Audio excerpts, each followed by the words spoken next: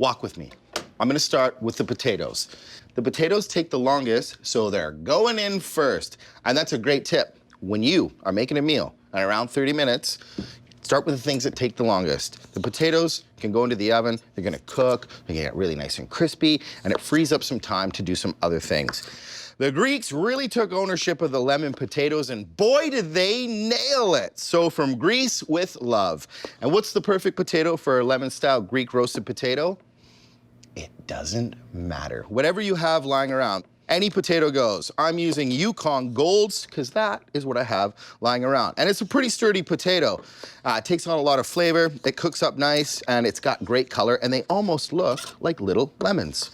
I'm into shapes right now. I'm a little bit of a kid on the inside. I cook for my brother's kids a lot, and they love shapes. So the wedge potato is perfect for this Greek style.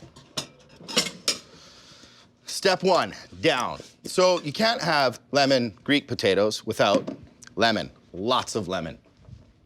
Lemon's great. There's a couple of things going on in a lemon, and one of it is the zest. So use it. Use what Mother Nature has given you.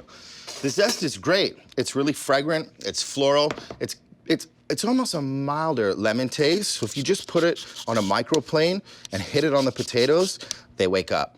It's like me going over to the coffee pot in the morning. First sip, I'm up, I'm up, I'm up, I'm up. Same thing with the potatoes. They are now awake, ready for some action. And use the juice. There's lots of juice in there. And if you ever find that you have kind of a tough lemon, just give it a little grind, put some pressure on it, and it just loosens up the juice. So lots of lemon juice. Yeah, you need lots of lemon, especially the zest. Use the zest, lots of juice. And it is Greek, so there's one herb that I cannot leave out of it, and that's oregano. Fresh oregano is good, but dried oregano is supercharged. So put a lot in. You're gonna love this, I promise. One secret ingredient. This is chicken powder. It's dehydrated chicken stock, and boy, is it exciting. There's a lot of salt in there, a lot of warmth, earth, and unctuousness. It's a great flavor on potato. Next time you make it, try it with that. It'll put a smile on your face. All right, it wouldn't be Greek without a nice glug of olive oil. It's gonna help out with the flavor, and it's gonna kickstart the cooking process and help the potatoes get really nice and golden. So I say potato, you say garlic. Garlic and potatoes are best friends. They need to go into this for flavor. I use a rasp, same as the lemon zest, maximum garlic flavor. And that's it. How simple is that? Potatoes, lemon, olive oil, chicken powder, garlic, perfect. Give it a little toss up. You want it all coated nice and evenly. Beautiful. Get it onto a baking tray.